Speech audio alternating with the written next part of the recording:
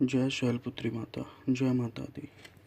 वंदे वाच्छित लाभाय चंद्रार्धकृत शेखराम वृषारूणाम शूलधराम शैलपुत्रीम यशस्विनीम।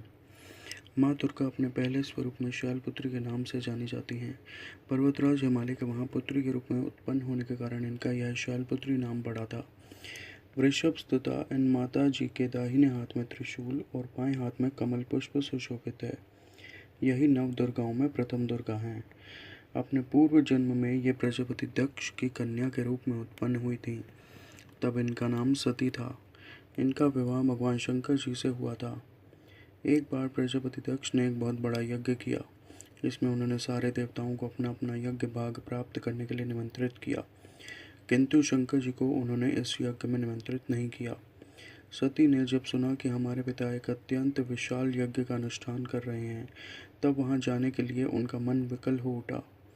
अपनी यह इच्छा उन्होंने शंकर जी को बताई। सारी बातों पर विचार करने के बाद उन्होंने कहा, प्रजापति दक्ष किसी कारणवश हमसे रुष्ट हैं।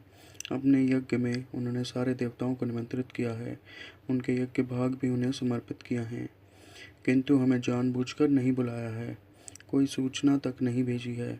ऐसी स्थिति में तुम्हारा वहां जाना किसी प्रकार भी श्रेयस्कर नहीं होगा। शंकर जी के इस उपदेश से सती का प्रबोध नहीं हुआ। पिता का यज्ञ देखने, वहां जाकर माता और बहनों से मिलने की उनकी व्याकुलता किसी प्रकार भी कम न हो सकी। उनका प्रबल आग्रह देखकर भगवान शंकर जी ने उन्हें वहां जाने की आज्ञा दे दी। सती ने पिता के घर पहुंचकर देखा कि कोई भी उनसे आदर और प्रेम के साथ बातचीत नहीं कर रहा है। सारे लोग मुंह फेरे हुए हैं। केवल उनकी माता ने स्नेह से उन्हें गले लगाया। बहनों की बातों में व्यंग और उपहास के भाव भरे हुए थे। परिजनों के इस व्यवहार से उनके मन को बहुत क्लेश पहुंचा। उन्होंने यह भी देखा कि वहां चतुर्दिक भगवान शंकर जी के प्रति तिरस्कार का भाव भरा हुआ है। दक्ष ने उनके प्रति कुछ अपमानजनक वचन भी कहे। यह सब देखकर सती का हृदय क्षोभ, ग्लानि और क्रोध से संतप्त हो उठा। उन्होंने सोचा, भगवान शंकर जी की बात ना मान यहाँ आकर मैंने बहुत बड़ी गलती की है। वह अपने पति भगवान शंकर के इस अपमान को सह न सकी। उन्होंने अपने इस रूप को तत्क्षण वहीं योगाग्नि द्वारा जलाकर भस्म कर दिया। वज्रपात के समान इस दारुण दुखद घटना को सुनकर शंकर जी ने क्रुद्ध हो अपने गणों को भेजकर दक्ष के उस यज्ञ का पूर्णतः विध्वंस करा दिया। सती ने योगाग्नि द्वारा अपने शरीर को भस्म कर अगले जन्म में शैलराज हिमालय की पुत्री के रूप में जन्म लिया। इस बार वह शैलपुत्री नाम से विख्यात हुई। पार्वती, हेमवती भी उन्हीं के नाम हैं। उपनिषद की एक कथा के अनुसार इन्होंने हेमवती स्वरूप से देवताओं का गर्व भंजन किया था।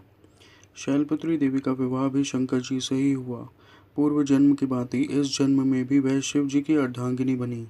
नव दुर्गाओं में प्रथम शैलपुत्री दुर्गा का महत्व और शक्तियां अनंत हैं।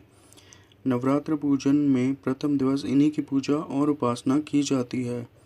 इस प्रथम दिन की उपासना में योगी अपने मन को मूलाधार चक्र में स्थित करते हैं। यहीं से उनकी योग साधना का प्रारंभ होता है। बोलिए शैलपुत्री माता की जय। जय माता दी।